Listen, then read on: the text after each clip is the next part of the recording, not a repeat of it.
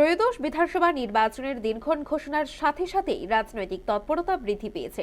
ইতিমধ্যেই জোটের কথা প্রকাশ্যে ঘোষণা করেছে প্রধান বিরোধী দল কংগ্রেস এবং সিপিএম। এই জোটে কিছু অন্যান্য দলও শামিল হয়েছে। তবে বামফ্রন্টের প্রধান শরিক দল সিপিএম বরাবরের মতোই নির্বাচনী বেতন নিজের হাতে রাখতে মরিয়া। বাকি শরিক দলগুলির মধ্যে আলোচনার আগেই সিপিএম তাদের প্রার্থী বাছাই প্রক্রিয়া শুরু করে দিয়েছে। সোমবার মেলার মাঠস্থিত সিপিএম রাজ্য দপ্তরে নির্বাচনে প্রার্থী বাছাই করতে বৈঠক শুরু হয়।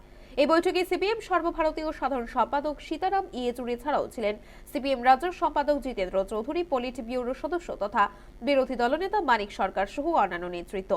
একই সঙ্গে নির্বাচনী জোট শরিক কংগ্রেস দলকে কোনো কোনো আসন ছাড়া হবে না নিয়ে আলোচনা হয় সিপিএম এর এই বৈঠকে বলে খবর।